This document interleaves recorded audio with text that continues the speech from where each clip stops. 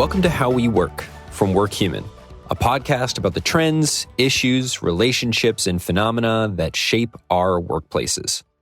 I'm Mike Levitt. It's January 2022, and with the turning of the calendar, we are reflecting on 2021 and projecting into the new year to try to anticipate what opportunities and challenges lay ahead. When I say we, I am mainly referring to this episode's guest. Chris French is the Executive Vice President of Customer Strategy at Workhuman, which entails quite a bit, including helping current and future customers build more human workplaces. To do that, he needs to understand the state of the workforce and where it may be headed. And that's exactly what he's here to help us do today. So without further ado, here's the episode.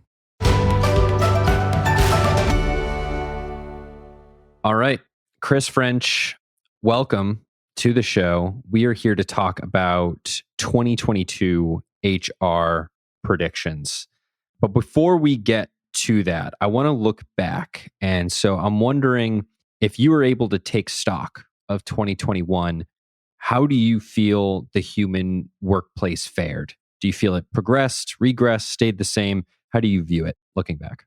Well, first of all, thanks for having me here, Mike. It's a great pleasure to chat with you. And look, I think 2021, it definitely did not stay the same, I guess is the way I would say that. And I would say that in terms of progress, the intention of companies to create human workplaces definitely massively increased. I think that we came out of 2020, we realized that employees are incredibly important.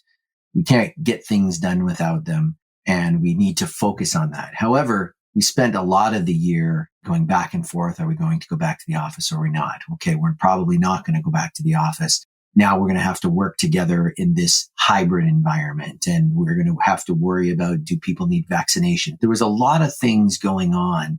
So people had a lot of really good intentions, right? I need to take care of my people.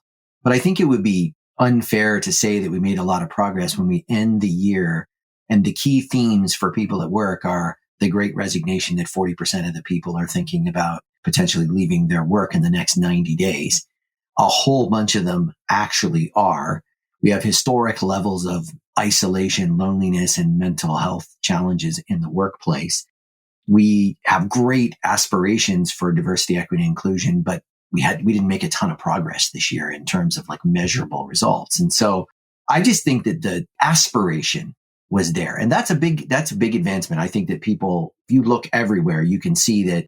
I was just reading something earlier today about the top 5 qualities of a leader for today. And number 1 is that people come first. And there's all kinds of articles and stories and research done on that. So people have the aspiration. I just think the number of things that are on the plate of the people who have to take care of people's strategies right now is just massive. And just the logistics of managing people and getting them to do the work units is taking a lot of the attention. And I think as we start to go into 2022, we're going to have to deal with some of those things. Yeah, you mentioned 2 of the major themes of 2021. Psychological safety was one, the great resignation was another. And there's an overlap there of what employees expect of employers now and what companies need to do to actually put their people first and to move themselves forward. Do you see those 2 themes continuing in 2022? And how might the conversation evolve around them in the new year? Yeah, when we started in 2021, a lot of the discussion was around, psychological safety because everybody was working on remotely on Zoom, or if they were in those kinds of roles where they had to be on site, there was so much focus on physical safety and concerns about physical safety that I think this whole concept of generally safety at work, do I feel safe at work, whether that's physically or emotionally, was a big topic as we got into the beginning of this year. I think a lot of companies have stressed about that all year, and some of the things that have happened, some organizations have come back partly into the office, et cetera. I think the nature of that psychological safety issue has changed. In the beginning, in 2020, it was an acute issue. I can't connect with you. Like, people have become accustomed to working, as an example, on video or working with a mask on, et cetera, or having to show vaccination status or all those types of things. But now you've got the cumulative effect of just a gap in human connection. over a longer period of time. So the nature of those changes is very different. If you think about the fact that in the past, you would go into, this is the one thing that people don't really think about when they think about remote working is at least you would go into the building and you'd be able to talk to somebody when you pass each other in the hall or when you went to get a coffee or when you were eating lunch together. I mean, you couldn't help but at least walk past another person and see how they're doing. And then people would naturally say, how are you doing? And you don't look like you're doing too well. So what's going on? Can I help? Type of thing. None of those organic interactions happen. Like you hear stories still of people talking about going into the office and still sitting in front of their computer because half the people are still remote. So they're sitting in front of they're all in the same room staring at the computer and not looking at each other. Right. And so that gap of human connection is huge. And companies really have to start thinking about how am I going to fill that? The Great Resignation is the other side of this. Look, people have been talking about leaving. Like the Great Resignation started as people are thinking about leaving. And in the beginning, if you look at let's say the jobs report that came out recently from September, the US jobs report, a lot of the people who left the jobs were the people who were in jobs where there was a physical safety frontline kind of roles in hospitality and those types of roles, service industries, etc. And so we haven't even begun to see, I think, the turnover, or we've just begun to see the turnover in the people in the other jobs who have now, from the cumulative effect of not really interacting with the other humans in their company and their team and the general dissatisfaction that people feel like in life because they've been kind of cooped up for a long time, people leaving their organizations that just don't have the same connection and they're leaving. And that's going to continue for sure into 2022. It is one of the things that when I talk to chief people officers, chief human resources officers, they're really worried about that. And then if everybody's leaving, then it's a free for all. So you have to make sure that you can recruit people to your organization, that you're going to be the greener pasture that people are looking for. There is no magical, we found that out last year. I don't know if you remember, we're all like, oh, thank goodness 2020 is over. And then you get to January 1st and you're like, wow, this feels awful a lot like 2020, right? I think we're going to have the same thing here in 2022. Yeah, we should maybe dispel with this sort of magical turning of the calendar, making all the problems go away. It doesn't seem to ever work. Right. Now, if you're an employer and you're hearing this, like you've probably heard about the Great Resignation for a while now and are hoping that it sort of dissipates or that fervor of employees wanting to leave maybe dies down. But as you said, and as most of our data backs up, it's not going anywhere. And so as an employer, what do you consider paramount for them to do to make themselves the greener pasture? How do you ensure that your grass is in fact greener?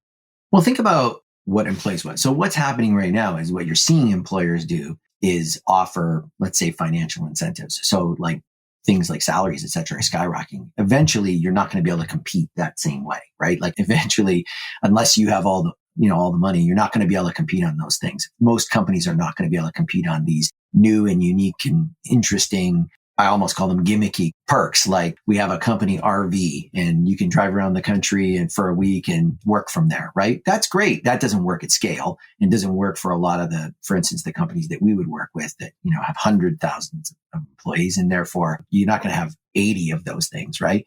And so the question then becomes, why would people stay? Why would people stay at your organization? Because they feel connected to the purpose. They feel connected to the people there. They feel connected to the work. They feel like they can grow. People are changing the they're not there they don't live to work. They work to live. And so why would they pick your place? Well, if you're not creating an environment where people feel like they belong, they can bring themselves to work, it's a flexible work environment, they can grow, you're not going to win that. So the opposite is the answer to your question.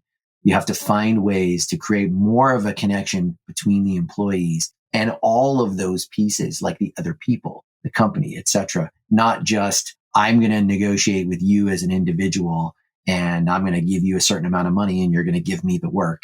And that's going to be enough. Like people have just said, that's not enough anymore. I don't care. Some people have made it about flexibility of working arrangements. Some people have made it a little bit about money. But I don't even think the employees all realize that some of the dissatisfaction is just the loss of connection. I would ask all the listeners to think, how has the quality of your relationships with your friends at work and things like that changed? For every company, it's decayed. It has to, because all these other natural ways that you would connect with people in a physical space, you don't have that anymore. So you have the meeting, you finish the meeting, you start the next meeting. Some companies are doing great things to connect people, but it's not the same. We don't get the reminders anymore that so-and-so got a new pet unless they walk across the screen. You're like, find out somebody got married 3 months ago.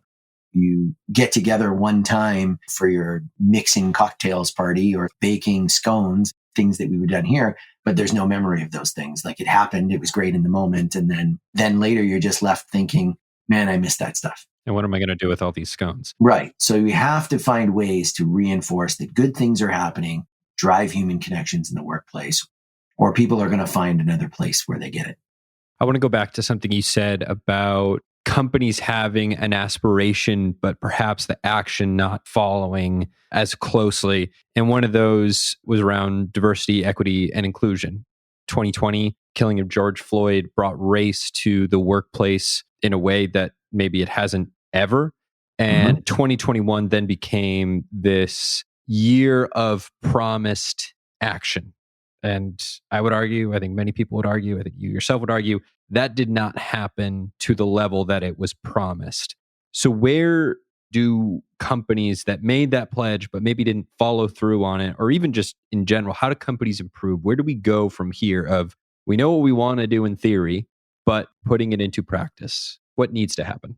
Yeah, well, first of all, I mean, I wouldn't say, so we certainly have not made the progress that we were promised. That's for sure.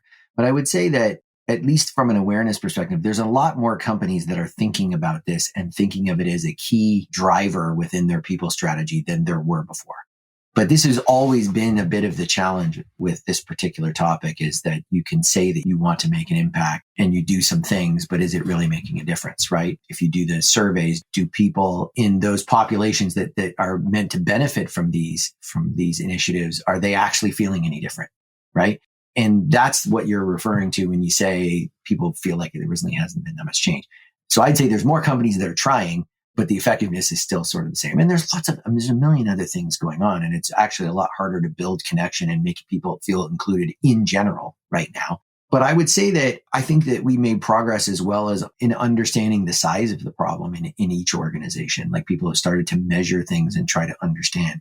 But again, a lot of the solutions that people have started out with are around training and awareness and those types of things. And it's hard to do that alone. For instance, if we take something like unconscious bias, the hard part about unconscious bias is that it is unconscious. And so you can talk about being aware of unconscious bias, and I can listen and I can learn, but it's in the moment that I'm doing the thing that I need to be reminded, right? Like for an example, one of the things that we do with our customers is if you're running a recognition program, there's a moment that comes where I say, I saw this person doing this thing, and I'm going to let them know I saw you and I appreciated it. It's in that moment that I need to be reminded about unconscious bias. So that in that moment, so this idea of in real time being able to micro coach people in the right direction so that you're building the habit of saying, hold on, before I do this, let me just ask myself, are these the words that I really should use? Am I recognizing all the people that I should be recognizing, as an example? And so I think that there are things that we're making progress. And, some of the AI tools that are being used for around hiring bias with mixed results, but at least are pushing in the right direction where we can sort of remove some of the human perspective out of these processes and just have a reflection moment without emotion that says, hey, are we looking at the right things here? And I think those interventions, those nudges at the right time, those actually, companies that are doing those things actually are starting to see progress, which I think is encouraging. Yeah, to back that up, on the specific topic of micro coaching, Monica Jackson of Eaton, someone who we've worked with, who was at Workhuman Live last year, she discussed in depth the strategy they have around doing exactly what you suggested, finding those moments, not having it be a 4-hour training block and limiting it to that, right, but finding those organic moments to provide those micro coaching. So we'll put a link to that in the show notes for you to check out, because she does provide a lot of great commentary about how they established it and the success of that in implementing it. So we know Great Resignation is not going anywhere. Psychological safety is not going anywhere. DE&I is not going anywhere. What are some of the new trends you expect to emerge in 2022 that we maybe haven't talked about today? Well, first of all, I would say that we're going to have to solve this problem of human connection. it wasn't as clear at the beginning of 2021, but it's become very clear at the end of 2021 that not everybody's just going to go back to the office eventually. So finding ways for your humans to connect when you're not looking, when I say that, like it's not the company's job, it's not somebody in HR's job, but for the employees to connect with each other is going to be critical. And people are going to need to figure that out, because you can't deal with loneliness and mental health challenges one-to-one between the company and the person. So this idea of employing the crowd to be part of the solution is going to have to be a trend in 2022. I think the metrics, the way that we measure our progress in our people strategies is going to be very different. In the past, there's a lot of annual reviews or quarterly reviews. How are we doing? How is this person doing? Are they being productive? How do they feel? You'll do like a survey. All that will have to be subsidized, I would say, by more real-time metrics. What's the language that people are using when they talk to each other? How frequently are they connecting? We have to drive more feedback in real time, et cetera. So you're going to see that the metrics and technology is going to allow us to do some things that we've never been able to do before, like, natural language processing, and some of the AI and machine learning stuff will allow us to do things we never imagined before. So therefore we'll be able to get a better sense of real time. But all of the metrics around how we measure the impact of our people strategies, I think will change. I think you'll see compensation will need to change. Most organizations' compensation model is based on salary, benefits, and big bonus at some point during the year, based on annual or semi-annual reviews on how that person is progressing. And I think it was already trending to not work before the pandemic. It's clearly not working now. And you need all kinds of other tools at your fingertips to reward people in real time, to, even things like holiday parties are not happening anymore. Like, you take those funds, and how else are you showing appreciation for your employees and inspiring them to connect together and stuff like that, right? So that whole concept of compensation moving towards a more agile or real-time component, I think, is the third piece. And look, we could go on and on. The reality is that everything's up for grabs. A lot of the long-standing traditions on how we think about the relationship between a person and work and how we manage them, all of that is up for grabs. The way we do performance management, the way we do compensation, the way we think about creating an inclusive work environment, the way that people connect to the company's mission and to each other, all that is up for grabs right now in terms of change. And so the biggest challenge will be, how do you drive, what does the traditional work environment look like? It's not like everybody doesn't just still have that real estate. What are you going to use it for? Anything? Or are you going to go fully remote? So imagine being an HR professional right now and having to do all the things you had to do before, plus deal with the great resignation. So turnover is a huge time productivity suck and cost, and historic levels of loneliness and mental health, and everything, all the rules for all the ways that you interact with people are changing at the same time. So the last piece, the reason I say this is because the function of HR and what its job is to move as a facilitator of culture rather than a manager of people policies is going to be, and you see this a lot of there's people, all these new roles created, like the hybrid workplace person responsible for that. A lot of people not even using the term HR anymore, using chief people officer or people, talent, and culture, and all of those components. So because of all those other changes, the last change that I would see coming is a change in the function, the people function within organizations, and what its fundamental job is. So that's a really long answer. Lots of changes. You know me, I could talk forever. So we'll cut it off there. And that's a big one. And I want to touch on something you had said, and you kind of answered this in a way, but to put this episode in time, this is in the midst of bonus season, which still for many is kind of that one time a year where you're hearing how you're doing. You are getting that sense of recognition. I think we as a company would call that out of date, or would advocate for a more frequent, consistent approach. So how can companies modernize their approach to recognizing and rewarding employees so that it's not January to January, but it is on a weekly or bi-weekly, monthly basis, something just more consistent? Well, first of all, you're alluding to the idea of frequency. In other words, it's kind of like you have a retirement party for a person and everybody says nice things about the person. And then the person sitting there the whole time thinking, why didn't anybody say any of this to me while I was working there? Right? It's the same thing at the end of the year. And it doesn't matter if you've waited the whole year and you're waiting for this bonus, no matter what the person gives you, it's not worth a year of your life. Certainly not a year like 2021. And so it's invariably disappointing. But I would argue that the premise of the question, as an example, has a challenge, which is, let me ask you this question. If I say you're going to get a bonus, who's giving it to you? I would assume the company. Okay, the company. That's not a human being. Maybe your manager if you associate with anybody, but the company, right?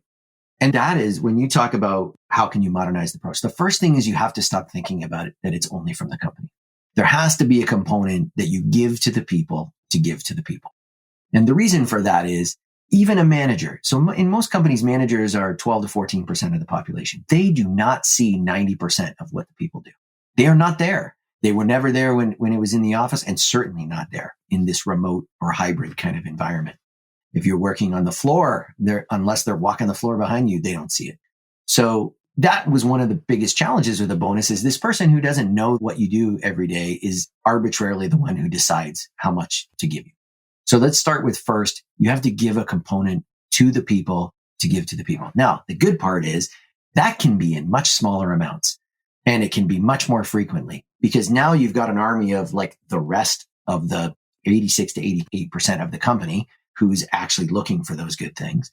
And when it comes from your colleague or your peer, it's more of a surprise. You don't expect it. You know, when you get a bonus at the end of the year, you expect, and you know there's a bonus program, you expect it. You know, so your expectation is at a certain level. So no matter what it is, you're only getting the delta between expectation and reality. And that can be either good or bad. And even then, even if it's good, it only lasts for like 3 weeks.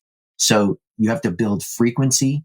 Doesn't mean the managers can ignore. Sure, every once in a while, the managers have to give recognition as well. But you should be thinking in terms of allocating 1% of pay. 1% of pay will give you the opportunity in most organizations to create 8 to 10 recognition moments a year. On average for person. Some people will get less because they're doing less, and some people will get more because frankly, they're doing more and they're high performers. And then you give it to the people to give to the people. Now you've got a real chance to create this rhythm.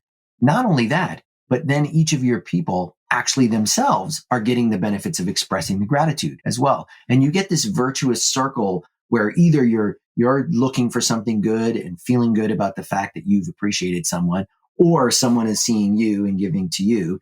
And you never really get beyond that 3-week period where you run out. And even if you do, you don't go that far before the tank is refilled. And it's 1%. You know, most bonus pools are 9, 10%. You know, usually give people merit increases. If I went in a room, I've been in a room of CFOs and I've said, you're giving on average 2.75 to 3% merit increases. What do you think you get from it? And 80% of the people said, nothing. The other 20% said less than nothing. So if you took a portion of that and put it into recognition programs, I have 140 slides of data that tell you will massively decrease turnover, greatly increase the probability that people will perform better, will be more resilient, will feel more included at work. It'll start to fill some of the gap that we've been talking about in terms of human connection at work when the company's not looking, etc. So when we talk about modernizing this, I'm not even saying take all the bonus. I mean, I still think if you did, that would be good. But I'm not even saying do that. Even experiment, take a portion of it, put it into a recognition culture with us at Workhuman, and we'll give you the return 10 times. We've talked a lot about some big topics here. Yes. And you even suggested just the very nature of HR, that foundation shifting, which is a lot. But if someone is listening to this and they're wondering, where should I start? What's the first thing that it will create immediate impact? It can set the tone for all of these other things that, they're not mutually exclusive. They are all sort of interconnected in some way. What would you recommend someone prioritize to start on a path to a more psychologically safe workplace, to a more connected workplace, to a more inclusive workplace? What is the through line of all of those things that people can start with? So obviously I'm biased because I spend all day talking to chief human resource officers, chief people officers, culture, people responsible for culture in organizations about the benefits of recognition. But what I would say that's magical is that HR's got enough to do. this is one of the very, very few things where you can have the people be part of the solution. And it checks all the boxes in creating a great recognition culture. It checks the boxes on creating psychological safety, because if people are regularly telling you what you're doing well, you're not sitting there the whole time thinking, am I doing the right things? And if they want to give you feedback, it's not going to be crushing because you've never heard any positive feedback. It's going to help. It's proven even just 4 recognition moments a year can cut almost in half the probability that a person will leave the organization. It's proven that people who are recognized regularly and give recognition regularly feel more included, feel more connected with their colleagues. And so we're talking about something that's pennies on the dollar, that once you're up and running, you don't even have to run it as HR, that the people themselves are the thing that keeps it alive. And they say, well, how can that be true? Because every HR program I've ever run, we've had to fan the fires over and over again to keep it alive. Well, the difference with recognition is like trying to get people to eat chocolate. Like once you've tasted it, you don't have to continue to convince them that this is a good thing, right? So you can, and there are proven scientific methods for getting this into a self-sustaining thing so that this thing can be running, so that you can focus on all these other big challenges for the outliers, the people who are too far gone in our mental health crisis, those kinds of components. What are we going to do with our office space, et cetera?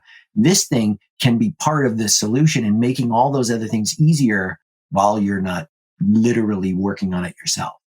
And so that's why I always say that. And then I would say that we can't let these moments of celebration, whether they happen in our regular life, whether they happen at work, or whether they happen because we got together, we can't let those moments pass without taking advantage of using it as an opportunity to connect us. Like in the old days, you go in the office, somebody is getting married, you have a little shower, or at least you pass around a card, etc. Like there are tools that allow the people to just do those things themselves, to celebrate that we all are part of the runners club, to celebrate that, so-and-so, like that maybe Mike, you got a puppy. I mean, if you didn't get a puppy, you're one of 9 people that didn't get a puppy during this time. He had a new cat. So there you go. There you go. Right. And so a huge opportunity. These things where the people take care of the people are a great help, especially at a time when the HR function is under so much pressure and so much change. And by the way, now you have to report to your board on things like, what are we doing around diversity, equity, inclusion? You can say this, right? What are we doing around things like, our culture and trying to create an environment where we recruit more people? And you can point to this, and it's not a thing that you have to run yourself. So I would say that's part of what makes it magical is not just that it's more efficient and effective from a cost perspective, and it actually does produce the outcomes, but it's not going to pull you personally away from the million other things that you have to do as well right now, because the people run it. Well, Chris, I'm going to express a moment of recognition here. Thank you for joining the podcast. I appreciate you taking the time. I think a lot of people will find this helpful, and hopefully it sets a good tone for 2022. So thank you. Yeah, I'm happy to. And can I just finish with one? Is it okay if I finish with one other thing, which is that, let me tell you why I'm hopeful though, because we talked about a lot of these challenges and we talked about, the Great Resignation and all these things. But I'll tell you, people really are trying, when I was serious at the beginning when I said that people really are aspiring to bigger things. And that keeps me really hopeful. I think for the first time in my career here, certainly in the 10 years I've been at Workhuman, people really understand that people have to come first. And that's a huge, huge shift in mindset. And we might be frustrated with the progress we made this last year, but that's a big shift. And it leaves me incredibly hopeful. There's a lot of companies doing innovative things, pushing the boundaries and creating these human workplaces. So I would say, to leave us on the positive note, that 2020, we're going to have some of the same challenges, but I think we're getting ready for it. And I'm very hopeful. So I just leave your listeners with that. That's good. Leave them on an uplifting note. I like it. Well, thank you again for joining. Thank you for listening. I hope you found this helpful, and hopefully you start to implement this stuff in your own workplace. But Chris French, thank you once again, and we'll see you next time. Thanks for having me, Mike. Thank you for listening to How We Work. For more stories, insights, podcasts, and videos about the state of work, head to workhuman.com. Follow us on all social channels at Workhuman, and rate, review, and subscribe to this podcast. You can even subscribe to our newsletter in the show notes. How We Work is produced and hosted by me and edited and mixed by Rob Valois. We will see you with a new episode next month. Talk to you then.